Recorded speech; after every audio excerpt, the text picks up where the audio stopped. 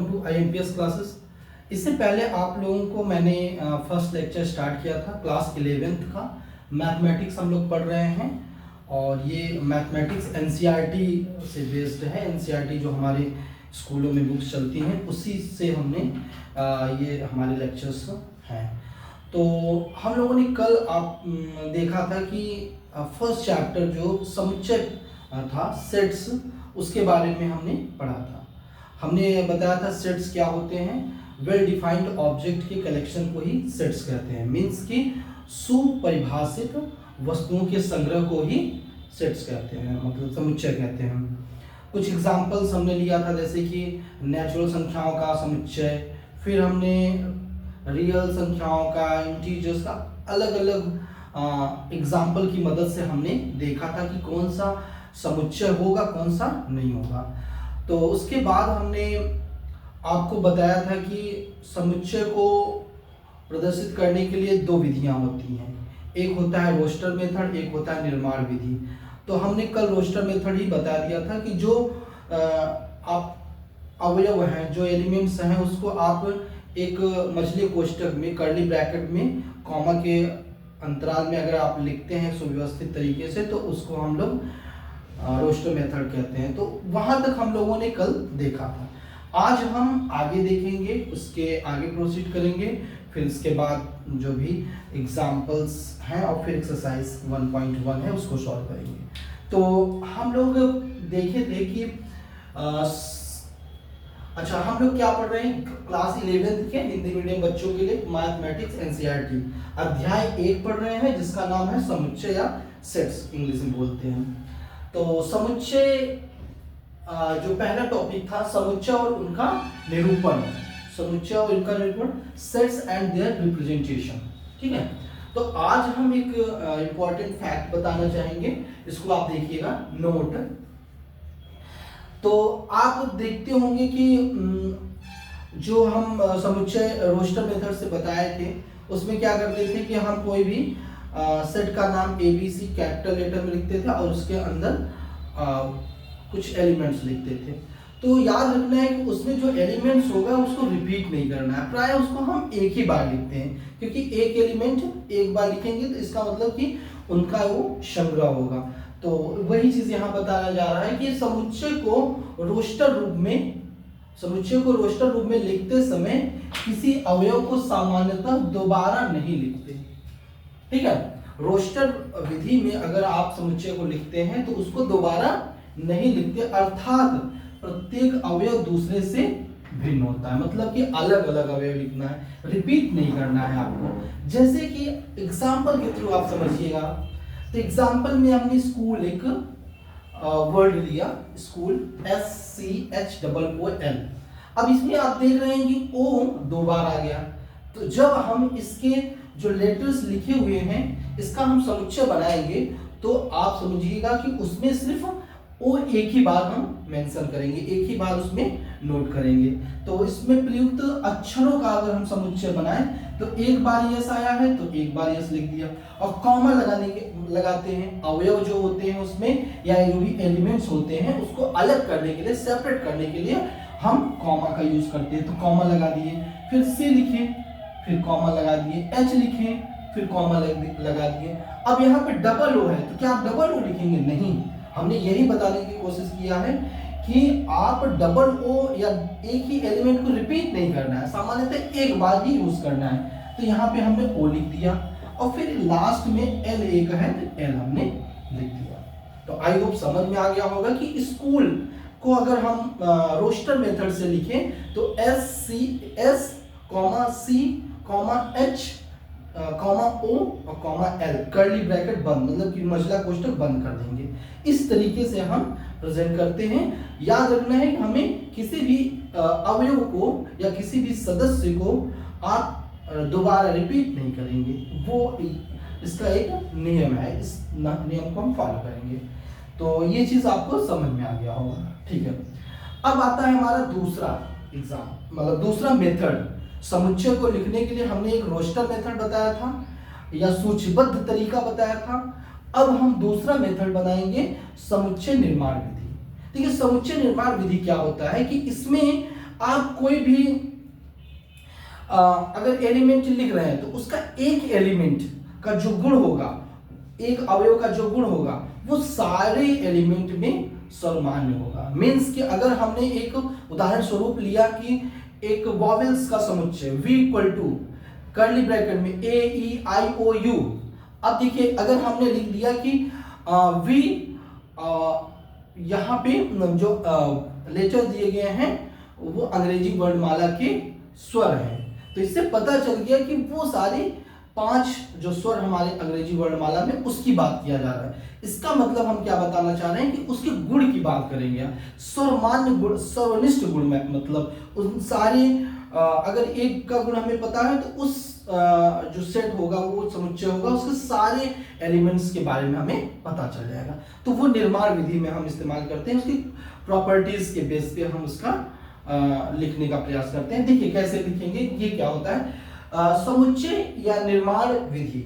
ठीक है, समुच्चय निर्माण विधि कैसे लिखेंगे, किसी समुच्चय के सभी अवयवों में, किसी समुच्चय के सभी अवयवों में एक सर्वनिष्ठ गुण होता है, गुणधर्म होता है। सभी समुच्चयों में एक सर्वनिष्ठ गुणधर्म होता है जो समुच्चय से बाहर किसी अवयव में नहीं होता है, समुच्चय के बाहर किसी अवयव में नहीं होता है। मतलब कि अगर वो गुणधर्म है तो उस समुच्चय के सभी एलिमेंट जो उसके अवयव है उसको प्रदर्शित करेगा।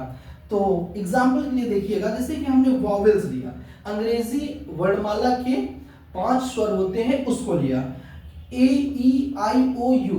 अब आपको पता है कि एलिमेंट्स को अलग करने के लिए हम कॉमा का इस्तेमाल करते हैं, तो यहाँ कॉमा भी लगाया हमने, कर्ली ब्रैकेट बंद, मतलब कि मसला क्वेश्चन बंद। इस तरीके से हम लिखते हैं, ये सूचीबद्ध तरीका, या फिर इसको कहते हैं हम लोग रोस्टर मेथड। अब रोस्टर मेथड को हम निर्माण विधि से कैसे लिखेंगे, तो वही चीज लिखा है v को निर्माण विधि से कैसे लिखेंगे कि v ही रहेगा, बराबर बराबर ही रहेगा, कर्ली ब्रैकेट लगाना ही है। यहाँ पे यक्स लिखेंगे, ठीक है, यक्स सच दैट, इसको पढ़ते हैं सच दैट इंग्लिश में, सच दैट, या हिंदी में कहेंगे कि यक्स अवयव है। यक्स क्या है, अंग्रेजी वर्णमाला का एक स्वर है।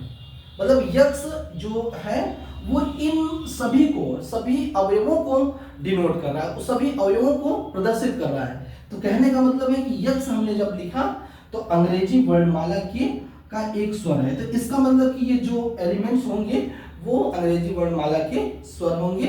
इसका मतलब अंग्रेजी वर्णमाला में 5 ही स्वर हैं, a e i o u, उसी को प्रदर्शित कर रहा है। तो आई थिंक आपको यहां तक समझ में आ गया होगा कि v बराबर x सच दैट x अंग्रेजी वर्णमाला का एक स्वर है।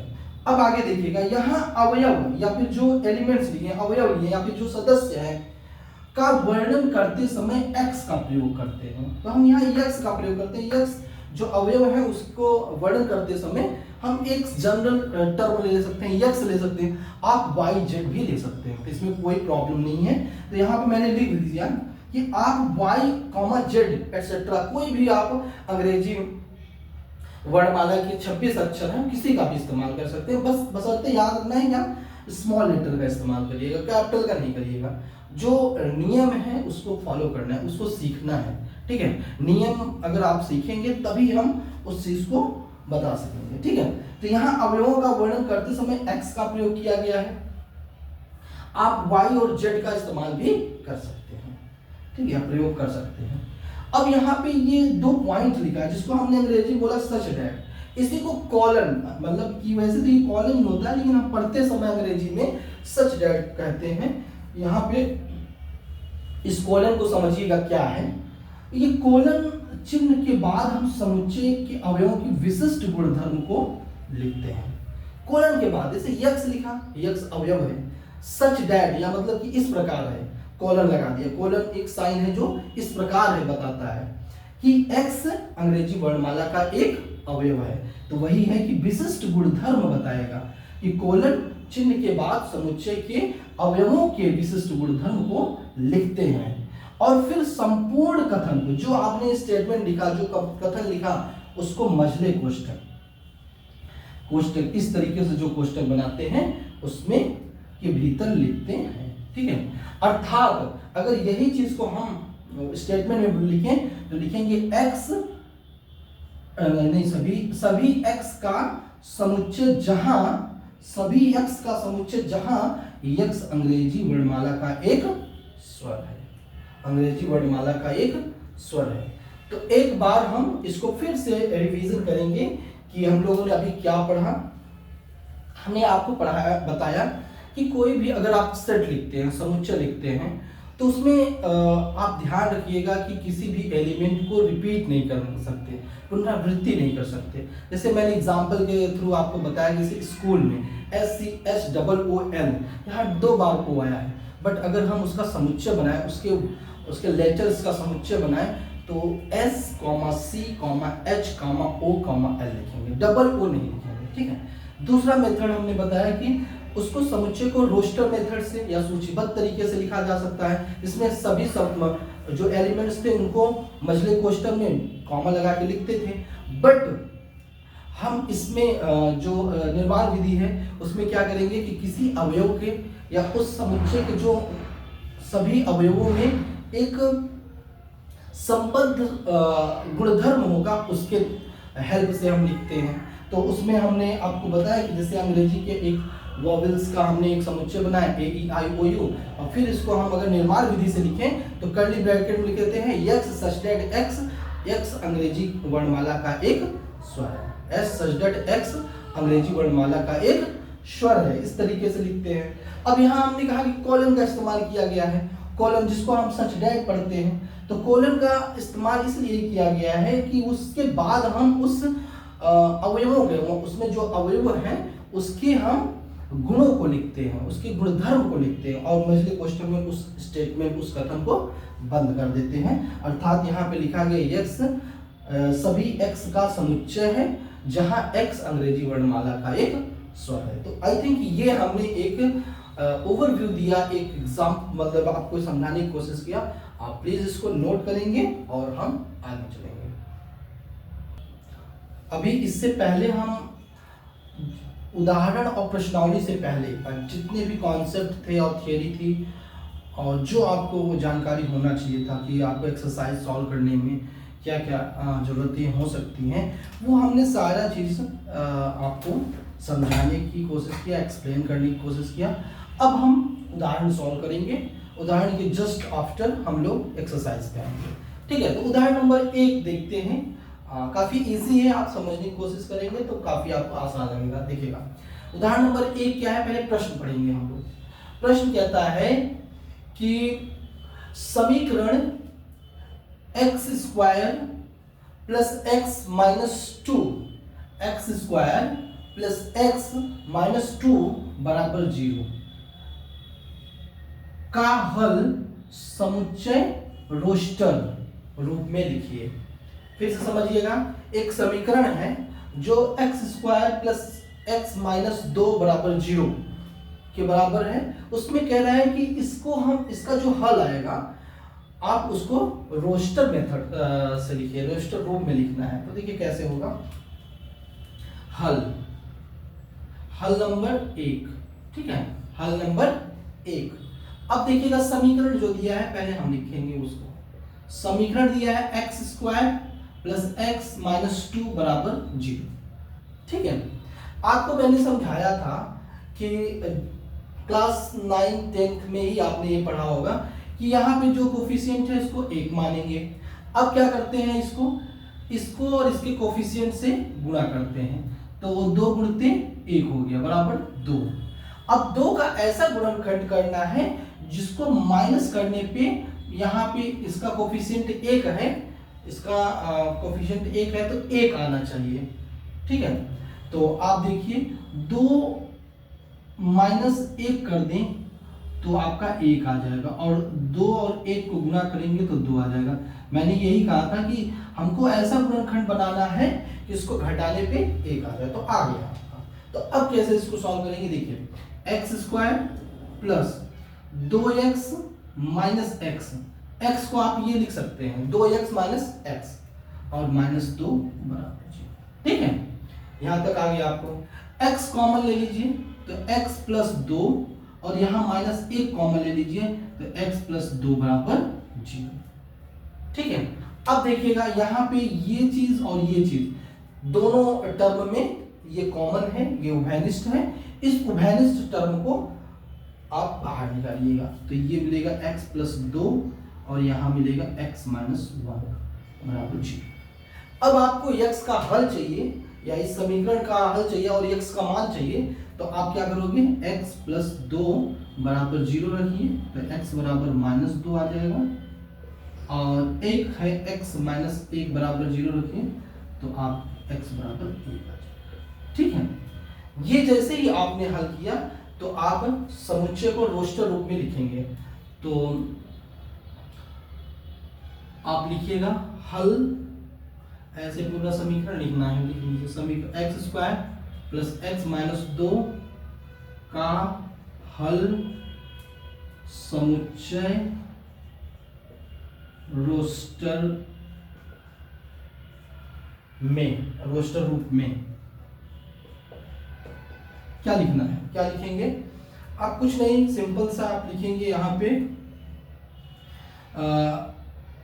a बराबर ब्रैकेट में जो आपका हल आया है, एक आया है तो एक लिखा और कॉमा लगाया और फिर 2 लिख दिया, तो ये आपका आंसर हो जाएगा। ठीक है, ये आपका आंसर। आई होप यहां तक समझ में आ गया। अब इसी में हम दूसरा उदाहरण का इसका हल देखेंगे। देखिएगा हल दूसरा, ठीक है, हल दूसरा। अब देखिएगा हल दूसरा, समुच्चय x सच दैट x, या फिर इसको ऐसे पढ़ते हैं x इस प्रकार है, x एक धन पूर्णांक है। कैसा है x? एक धन पूर्णांक है, और x स्क्वायर अगर उसका स्क्वायर करें तो वो 40 से छोटा हो, को रोस्टर रूप में लिखिए। तो हम ऐसे लिखेंगे इसको, x क्या है, एक धन पूर्णांक है, धन पूर्णांक। धन पूर्णांक का मतलब आप समझ रहे होंगे कि 1 से स्टार्ट हुआ होगा, 1 या फिर 2 हुआ या 3, ये 4, 5, 6, 7 ऐसे चलते जाएगा। ठीक है, याद रखिएगा ये x हम वही लेंगे जो इस कंडीशन, इस प्रतिबंध को फॉलो करेगा। जैसे कि अगर हमने लिखा x स्क्वायर लेस देन 40 या 40 से छोटा है, तो x बराबर अगर हम 1 लेते हैं तो क्या 1 का स्क्वायर करेंगे तो 40 से छोटा होगा? यस, 1 40 से छोटा है, तो एक मान हमको मिल गया, x बराबर 1। दूसरा x बराबर हमने 2 लिया, अब हम 2 रख के वहां पुट करेंगे इस कंडीशन में कि 2 का स्क्वायर क्या लेस देन 40 है, तो यहाँ 4 लेस देन 40 यस है, तो ये वाला भी हमारा एक आंसर हो जाएगा, मतलब x का मान ये भी हो जाएगा। तीसरा x बराबर हमने 3 लिया, तो क्या 3 का स्क्वायर लेस देन 40, तो क्या हो जाएगा 9 लेस देन 40 होगा, यस होगा, ये भी होगा, तो तीसरा भी हमको मिल गया।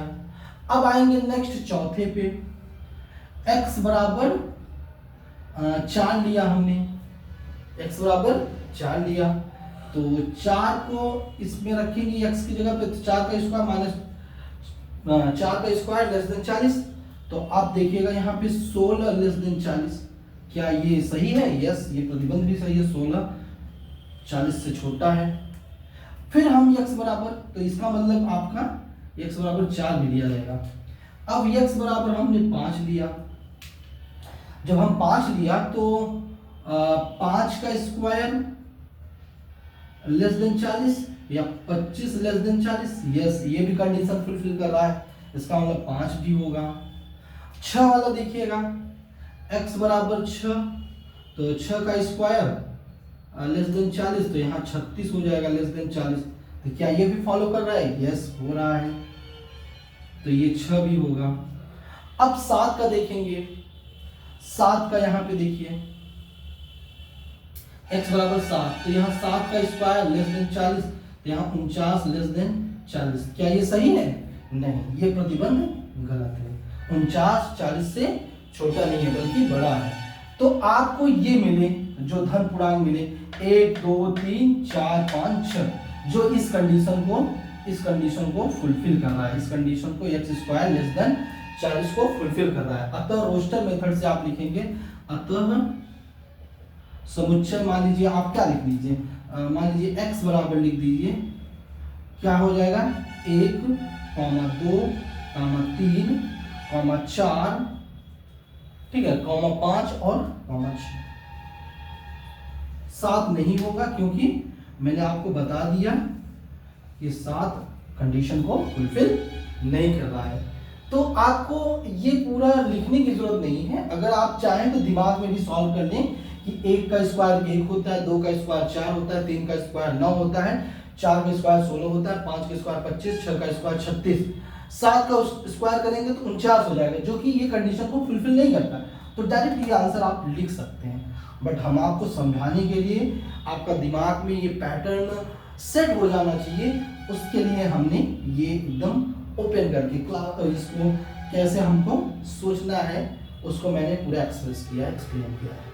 तो प्लीज ये दोनों क्वेश्चंस को नोट करेंगे और हम आएंगे नेक्स्ट क्वेश्चन पे। ओके, अब हम लोग नेक्स्ट एग्जांपल को सॉल्व करेंगे। अभी इससे पहले जो हमने एग्जांपल समझाया वो आई होप आपको समझ में आया होगा, और अगर कोई प्रॉब्लम होती है तो आप प्लीज मेंशन करिएगा कमेंट सेक्शन में, बट आपको समझ में आया होगा, आपने अगर ध्यान से समझा होगा तो। अब हम आते हैं उदाहरण नंबर 3 पे। उदाहरण नंबर 3 में क्या है, उसका हल देखेंगे और इसको हम कैसे करेंगे, ठीक है। तो आप इसको भी ध्यान से देखेंगे और समझने की कोशिश करेंगे। हल नंबर 3, क्वेश्चन ये है कि समुच्चय ए बराबर 1 4 1, 4, 9, 16, 25 डॉट डॉट डॉट को समुच्चय निर्माण रूप में लिखिए। इसको निर्माण रूप में लिखना है, रोस्टर मेथड से नहीं लिखना है, ये रोस्टर मेथड में लिखा हुआ है, इसको निर्माण विधि में लिखना है। तो सिंपल सा है, देखिए हल इसको कैसे करेंगे। समुच्चय पहले कॉपी करिए, समुच्चय को जैसे लिखा है आप वैसे ही हूबहू लिख लीजिए। 1 4 9 16 25 डॉट डॉट डॉट, ठीक है। अब इसको निर्माण विधि से लिखना है, समुच्चय निर्माण रूप में। तो यहां पे लिखेंगे समुच्चय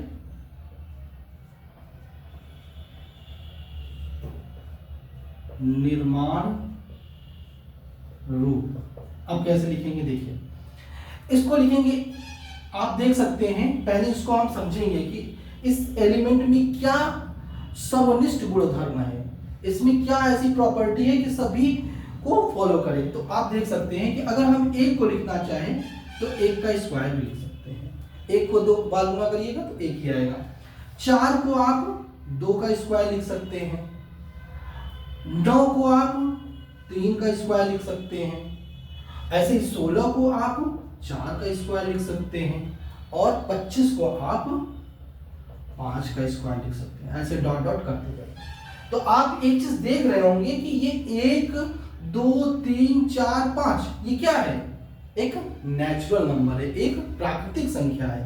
तो इसको निर्माण विधि से लिखने के समय क्या लिखेंगे, सपोज करिए हमने a बराबर लिखा, क्या लिखा, a बराबर, ऐसे कर्ली ब्रैकेट लिखेंगे और लिखेंगे यहाँ पे x सच डेट x एक प्राकृतिक, या एक नहीं लिखिए, x सच डेट x प्राकृतिक संख्याएं, प्राकृतिक संख्याओं का वर्ग है, प्राकृत संख्याओं का वर्ग है, ठीक है। या फिर इसको एक और मेथड लिख सकते हैं, या इसको अन्य दूसरे रूप में कैसे लिखेंगे, दूसरे रूप में a बराबर x सच डेट x बराबर n square, x such that x बराबर n स्क्वायर। आप यहां लिख दीजिएगा जहां जहां n एक प्राकृतिक संख्या।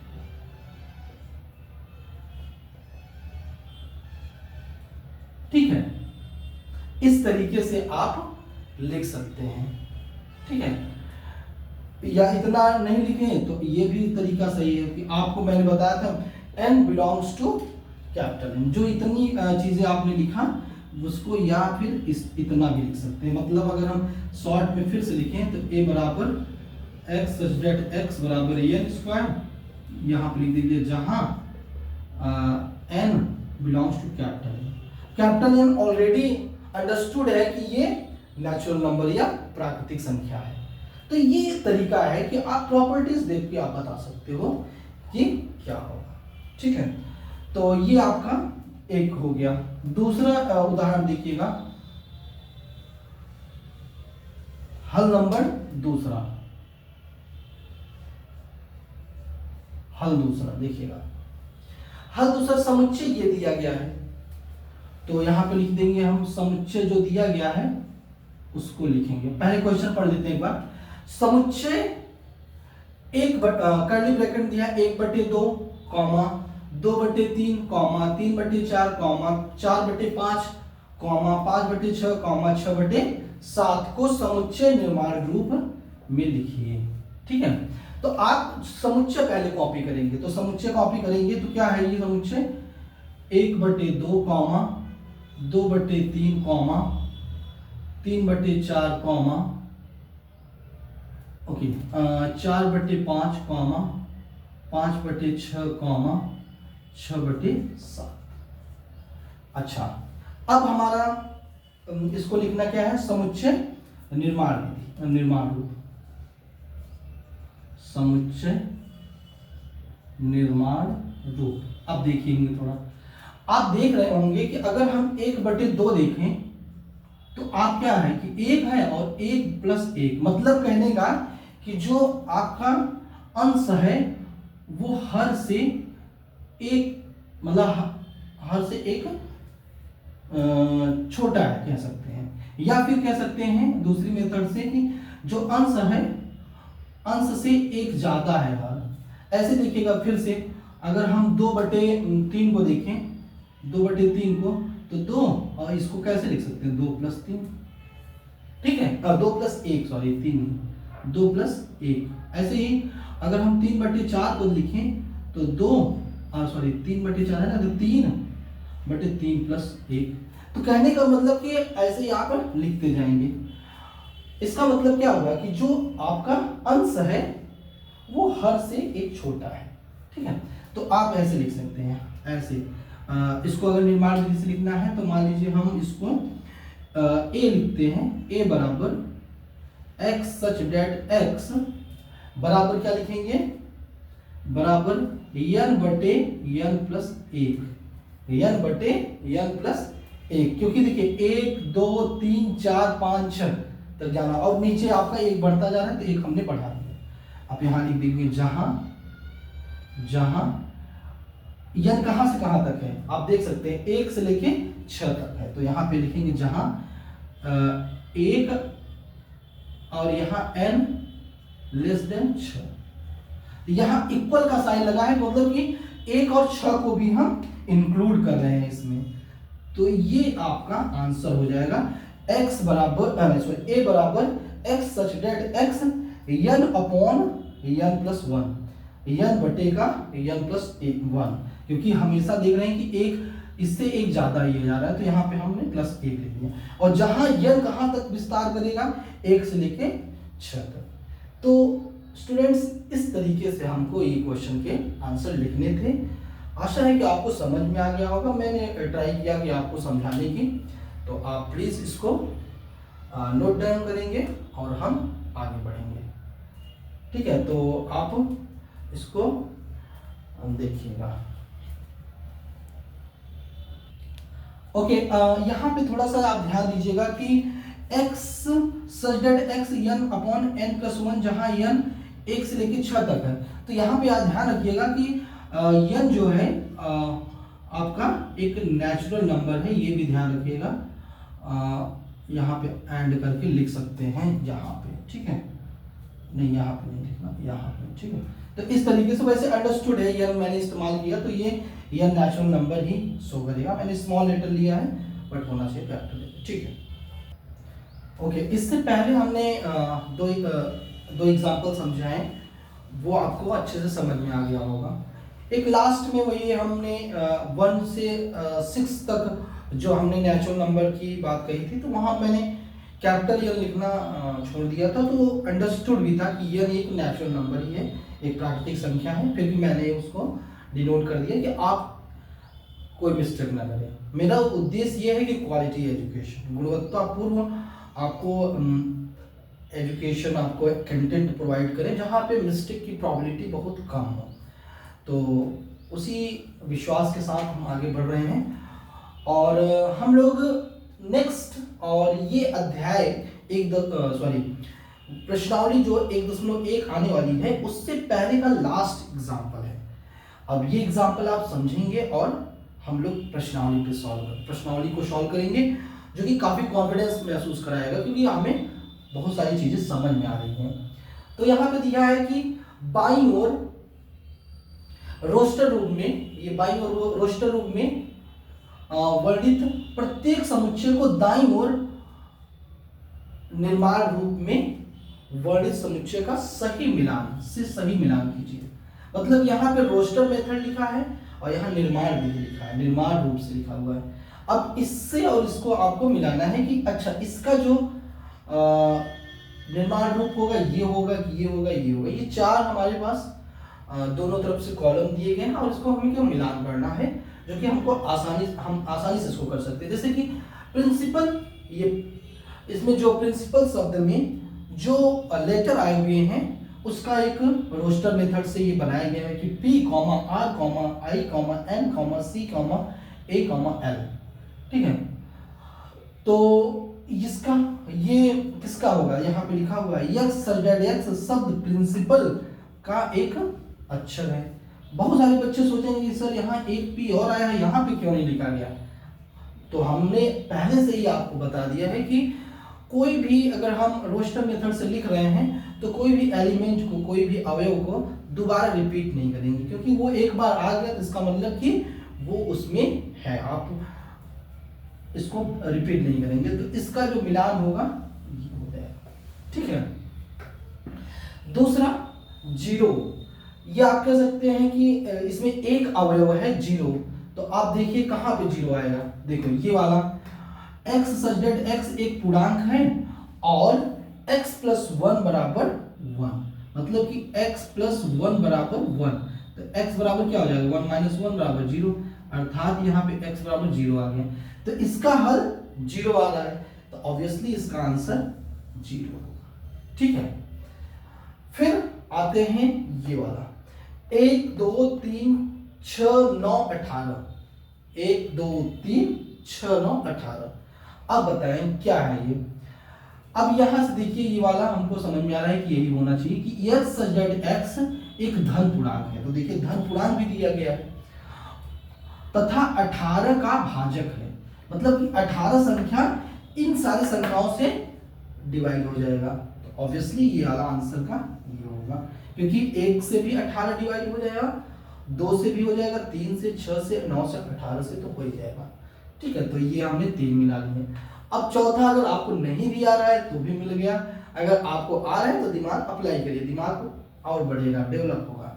तो 3 -3 है, तो यहाँ पे देखो x सच दैट x एक पूर्णांक है और x square minus 9 equal to 0, तो x square plus 9 minus 9 equal to 0, तो x बराबर 9 हो गया। तो x बराबर क्या हो गया रूट में 9, तो x बराबर प्लस माइनस 3। इसका मतलब क्या हुआ कि प्लस भी 3 हो सकता है और माइनस भी 3 हो सकता है, तो ये वाला आंसर आपका ये होगा। तो ये मिलान करना था, काफी इजी था, आपको समझ में आया होगा। इसको आप लिखिएगा, खुद से प्रैक्टिस करिएगा। Okay, thank you so much.